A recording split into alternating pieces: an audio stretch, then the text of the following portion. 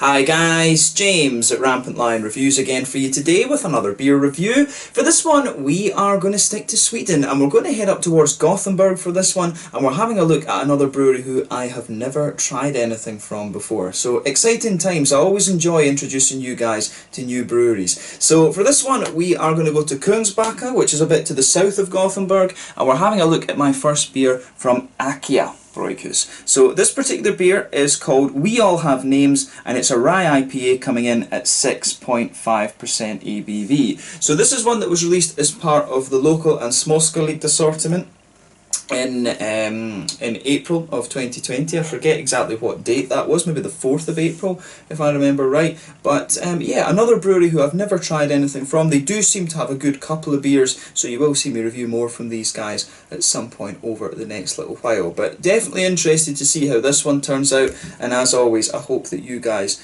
enjoy my take on this. I've not had a rye IPA in quite a little while. This is a style that you don't see too many of, so hopefully this is a very nice introduction to AKiA Brygghus, and as I always say, it's nice to introduce new breweries for you here on the channel. So let's see how we get on. So as always with my reviews then, I'll tell you a little bit about the brewery before we taste the beer. If you want to get straight to the tasting, just fast forward. All the usual links are in the description below. That's the brewery website, the link to my other reviews that I'll do in the future from AKiA Brygghus. Very first time I'm trying one of their beers, as I mentioned. There's all the usual social media down there as well. If you want to see more reviews, do please consider subscribing to the channel. The whole channel of course has a geography based tagging system, so you can go into the homepage and search for beer based on country, city, state, county, prefecture, whatever it is you're interested in. Do check out the playlists of beers from different countries. There is one there for all the Swedish beers that I've reviewed for you. That's constantly being added to, and as always please do get in touch and let me know some of the other beers and breweries that you guys would like to see me review. It's always great to hear from you guys that are watching the videos, and the support that you show the channel is hugely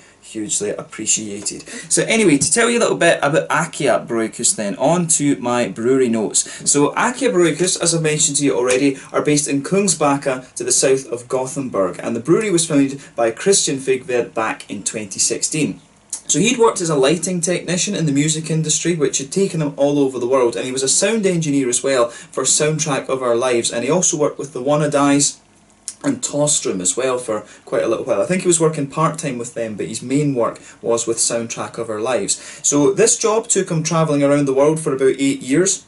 But then he had children, and so he decided that he needed to basically stay put with his work life. So he started working 20% in the brewery and doing his main job 80%, and he was brewing originally on a 200 litre brewery, but he quickly found this wasn't enough, and so he upgraded to a 1500 litre brewery back in August of 2017, which took his total brewing capacity up to around 40,000 litres. In 2018 he apparently brewed around 10,000 litres of beer for the year, and then he upgraded the brewery again in 2019 to further increase the capacity. And he's also got a history of letting home brewers come in and brew their beers on the brewery to release them in kind of smaller batches and things like that. So I think he still does have the small brew kit, and he still uses that to make pilot batches and things like that, but he's using the bigger ones to, you know, brew the stuff that goes into Systembolaget and out to the pubs and things like that. But the brewery itself can be found in the historic Alfors Mill, and the name of the brewery, AKiA, it's an abbreviation. I think it's Kemiakte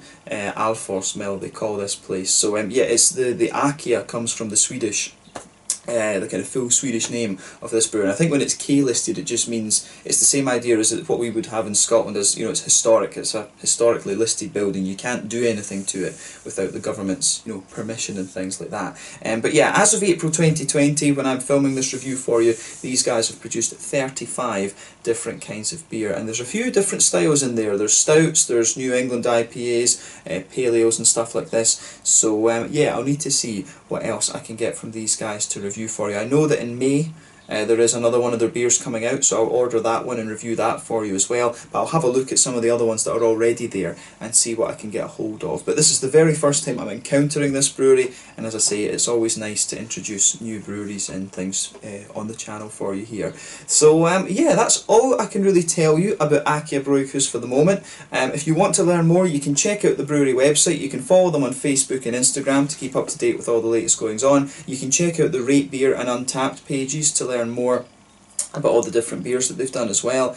But yeah, that's, as I say, all I can really tell you from a history perspective at the moment. But nice to introduce this brewery, and I hope their beer turns out to be pretty good as well. So yeah, as I mentioned to you at the start of the video, this one is a 6.5% rye IPA. It's not a style that you see all that often on in things anymore. So yeah, this was the main reason that I got this, because it's, as I say, it's a style you don't come across all that often, and I always did enjoy a nice rye IPA. If they're done right and you've got a nice bit of Amarillo or orangey type hop in them, they can always be very, very nice actually. So yeah, just let you have a little look at that. So yeah, this is called the We All Have Names Rye IPA, 6.5% ABV. I do like the artwork on it. I have to say, when I've seen some of the other cans and stuff that they've got, the artwork that they have is pretty damn cool actually. So there you can see, here is the AKiA Brygghus symbol. It's pretty cool. You can see it's like a water wheel on the water, which is quite nice actually. I do like that.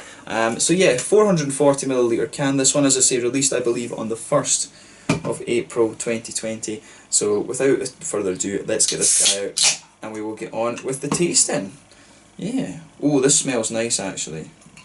Do wonder, is there a bit of mosaic in here? Smells a little bit like it is. There's so much good beer up in Gothenburg these days. That's the thing. It's not surprising to find stuff from the smaller villages outside. You know, like Mölnlycke and Mölndal and all these kind of things.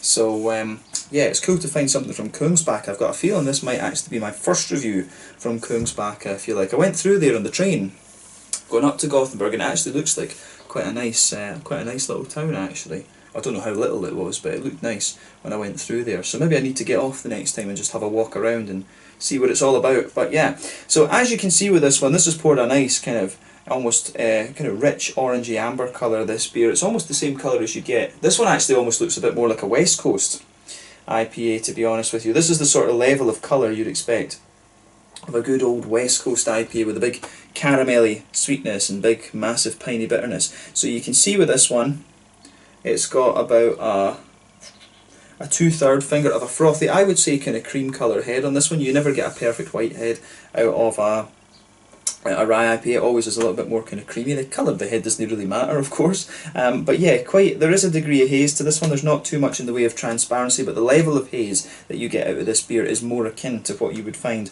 with a West Coast IPA. One or two big bubbles sticking towards the side of the glass, a few little ones going up towards the bottom of the head there, but overall it does look pretty nice, I have to say.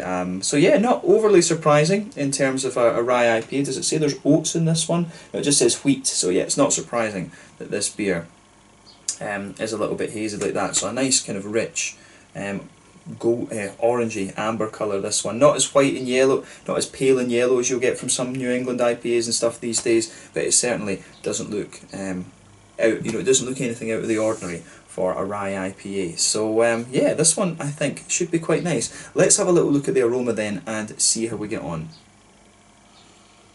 Ooh, that does smell nice actually.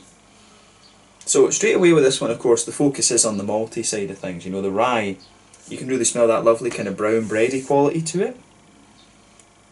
That's very nice actually, but it's complemented. I mean, the rye sort of dominates, but you can smell the kind of smoother kind of bitey or wheat in there as well. It's a really interesting combination of things. You smell the kind of more the bitey or wheaty and the more grainy sort of rye notes. I really like that about this. Yeah, it's really nicely balanced, this actually. If you've watched the channel before, you will know that I always really appreciate a well done malt base, because of course most people are focusing on the hops and things these days, of course, but you know, the beers that got me into beer were the Rauch beers and the Doppelbox and the Dunkels and the Scotch ales and stuff like that. So it was more malty beer that I got into in the early days, and I've still retained that. I still love a good malty beer, but this one is really nice. The balance in the malt base there is really interesting. That's quite unique, actually, I have to say. So like I was saying, you get a bit of that kind of brown bready, grainy kind of quality to it. There is a wee bit of a kind of toasty-ish bread crust in there. Some nice wheaty notes, but there's also a little bit of a kind of caramelly, biscuity type thing coming out of this one. So I do like how that goes together. The aroma of this beer on the malty side of things is very nice. You do get a wee teeny bit of a caramelly note out of it wee bit of a biscuit. You know, I wouldn't be surprised if it's like carapils or something they're using in this one to give you that little bit of sweetness. But the malt base for me is really quite nice. It's not overly complex, but it is quite prominent in the aroma, I would say. Yeah. So on the hoppy side of things then, a little bit of a, there's a wee bit of a kind of earthiness to this one. You do get a little bit of earthiness out of it, some nice kind of floral aromaticity as well, a little bit of lighter grassiness, but I would say the green side of the hops really leans towards the kind of floral end of the spectrum. Yeah, that's fair to say. There is a bit of lighter grassiness in there. Bit of earthiness like I was saying. And yeah, the aroma of this beer, I think, is very nice. I mean, it does smell, it's got a good bit of graininess to it, which is what you want from a rye IPA, but it's also got a nice bit of the kind of hoppy freshness too. On the fruity side of things, I wonder if it's mosaic. I do wonder if it's a bit of mosaic that's in here, because it has a little bit of that kind of tangerine orange that you'd expect, and there's something distinctive about the floral notes. Could it be that there's a bit of Columbus or something in here as well, or Chinook maybe? Because there is something, it does have a wee hint of a kind of piney resin to it, but at the same time, if it's piney resin it was more likely to be Chinook, but if it's more floral and spicy, which you are getting a bit of that, that's Columbus actually. So you are getting a little bit of that out of it, so it smells really fresh and very inviting, I have to say. And there's a wee touch of a kind of, there's almost a little bit of a kind of cascadey type quality to it. There's something that's telling me there could be a bit of cascade in here. Because it's got a little bit of that kind of, just, it has got a wee bit of the grapefruity note that you'd expect from Cascade, but Cascade can also give you some of these kind of red fruity notes, like a bit of a figgy, blackcurranty type thing, depending on what you mix it with. And Cascade, I know, is quite a popular hop to use in rye IPAs. So yeah, you're getting a wee bit of an orangey, tangerine note out of this one. I think a wee bit of a darker grapefruit, but there's also just a few kind of figgy, berryish notes kind of mixing in with that as well. And of course, hops behave in different ways depending on what malts you mix them with. Simcoe is a prime example. Normally, it's a nice passion fruity kind of quality, but if you put it in a black IPA, some of the red fruity notes you get out of that are just, you know, they're just unreal.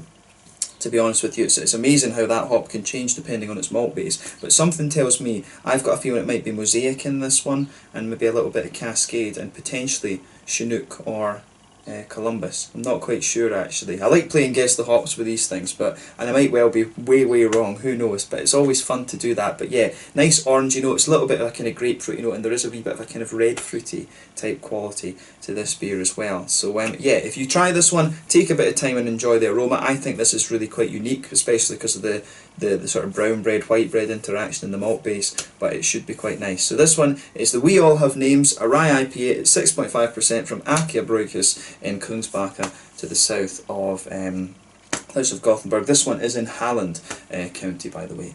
Let's get stuck in. Slange Skål.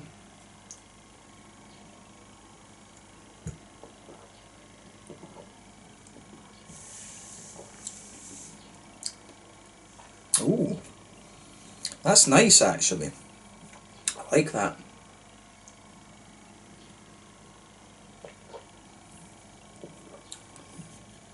Yeah, this is good. First impression of this beer, it feels very clean. When you first take it in, it comes in and you just feel, it feels very wet, very clean. But then you can feel in the aftertaste, the graininess of this one. It really rounds off very nicely and it just thickens up on the palate, which is pretty good. This is a solid beer. I will say straight away, this is a solid beer actually. It makes me curious about some of their other ones as well, actually, come to think of, because I really like the way this one feels. You do notice this, I've said this about some of the Norwegian beers in particular, and some of the ones that you find from the north of Sweden. These guys aren't particularly far north, of course. You know, they're not even a third of the way north. So, you know, this one, it just feels really clean. If I was blind tasting this and was told it was Swedish or whatever, I would think it was from way up north, because it really just feels very clean, which is interesting. But if it's a water mill, then obviously they're going to have good quality water.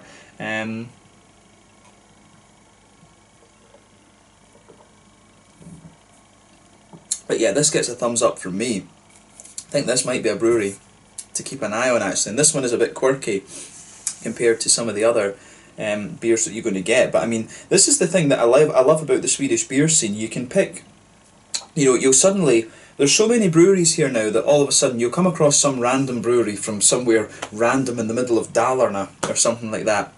There's in the region of about 400, there must be about 450 breweries in Sweden these days, probably more. I can find breweries like this who are producing really good quality beer that I've just never heard of. These guys have been around, you know, 4 or 5 years. This is the time that I've lived in Sweden and I'd never heard of these guys before.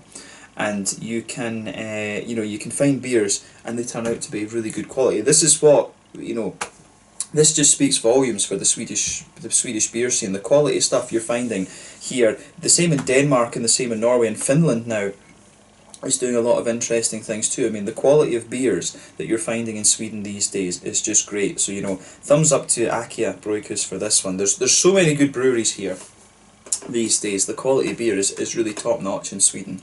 So yeah, let's try and break this beer down and talk a bit more about the flavour.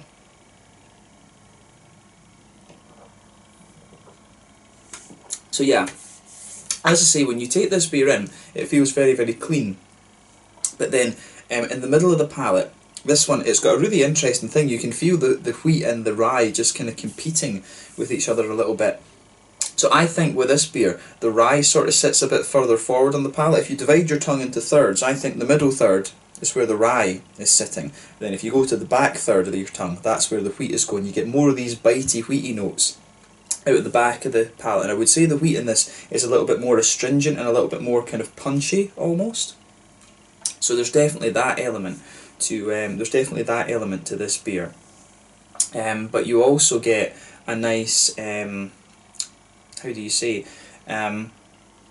You've also got a really good balance there. It's quite interesting how these two things are sort of competing against each other. But then if you come further forward onto the rye part of the beer, on top of that you do get a little bit of a kind of caramelly sort of thing, a kind of more McVitie's digestive biscuity type quality to the beer. I like how that comes out because that gives you the kind of sweetness that you expect of a rye IPA. You do expect it to be grainy, but at the same time you expect it to smoothen out and give you a little bit of kind of biscuity and caramelly flavour. So I really like that about how this beer kind of comes together.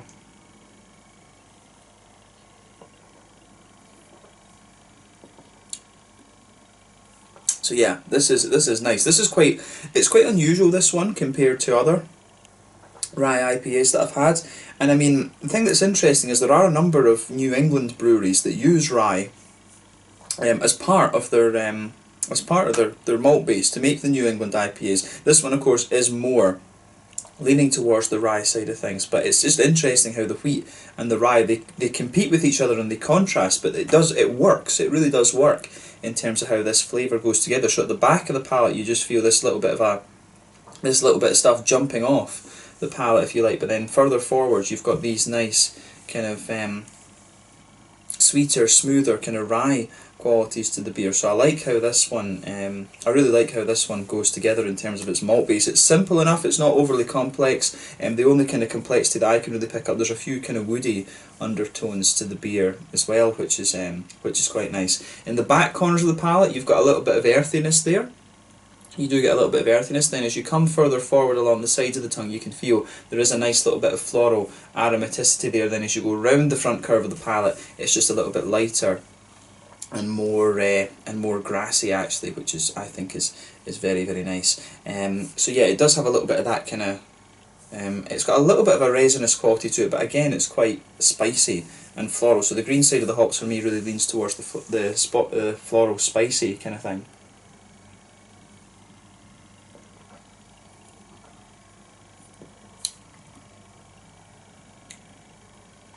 Yeah, this is nice. Yeah, it's not too. I mean, the green side of the hops, I think it leans a bit more towards the kind of florally end of it now that I think about it. But yeah, I like that. The further you go into the aftertaste, it has a good bit of bitterness, maybe about 30-ish IBUs. And also you do get a little bit of grainy bitterness out of this one too, which is nice. Behind the front curve of the palate, of course, that's where you get the nice oily bubble where the fruity, juicy esters push their way out of the beer. And this one is quite interesting because I think the fruity side of the beer is different from what the aroma would have you believe.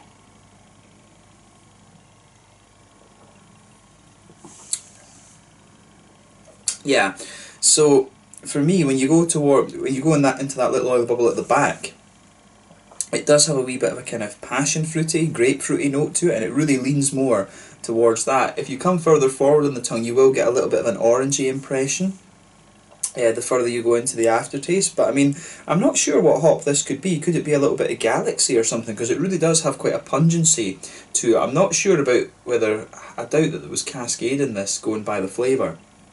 It's quite difficult to place what hop was in this one, but I think the fruity side of the beer, it's a bit of a darker passion fruit. Yeah, a bit of a darker passion fruit, a little bit of a kind of orangey quality as well, and you've also got, you know, you also have a little bit of that, how do you say, you've got a little bit of that kind of, you know, you just got a little bit of that kind of lemony, citrusy sort of thing towards the kind of front of the palate too. So it's got a little bit of that lemony, grassy kind of citricy thing, and otherwise it's mainly, for me, it's mainly a kind of darker, passion fruity, maybe slightly grapefruity type thing. It's got that kind of big citrusy element to it, this beer. So it's quite unusual in that sense, the way the fruity characters come out in this, because normally from a rye IPA, you would expect more of a kind of orangey type thing. I thought there was a bit of mosaic in this, but I don't, going by the flavour, I don't think there is, to be honest with you. Could be wrong, right enough. But I do like how this is definitely more of a kind of tropical rye IPA. But this one, this is quite a quirky beer nonetheless, because, you know, you've got a lot of wheat in this one, which I don't think was common with the original rye IPAs. This is almost like a kind of new wave type rye IPA, where they're taking the wheaty, the sort of wheaty oaty sort of thing that's come from the New Englands, and then putting more rye into this. So this is more like a kind of rye focused New England type IPA, this one. We can sit and talk about the exact style bracket all day, but the main question should be, is it a good beer? And personally I think it is. So I find this one quite quirky. This is quite unique, I think, compared to a lot of beers that I've had in recent times, and that's what you want when you've reviewed about 2200 beers. You do want things that are going to test your palate a little bit, and the guys at AKiA certainly have managed that with this beer for me. So yeah, thumbs up to them for this. I like this one, and this makes me curious to see what their other beers are like. So I think I might need to try a kind of one of their straight up sort of New England or West Coast IPAs, and see about trying something from the dark end of the spectrum as well. So I need to see what is available on Systembolaget and explore what they have a little bit more. But yeah, let's leave it at that for the flavour. This is quite an interesting beer, this one. Try this for yourself and just see what you think. But I think they've got something pretty damn nice here.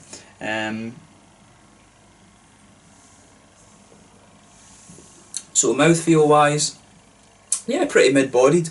Carbonation's quite smooth. It's got quite a wet mouthfeel, like I said, but it does become more and more oily, I think, the more that you drink of it. In terms of the hoppy bitterness, I think we're looking maybe about 40-ish IBUs. There is a bit of dryness and graininess from the rye and stuff in this one, but of course you've got a good bit of the kind of bitterness there, which is what you'd expect from this style.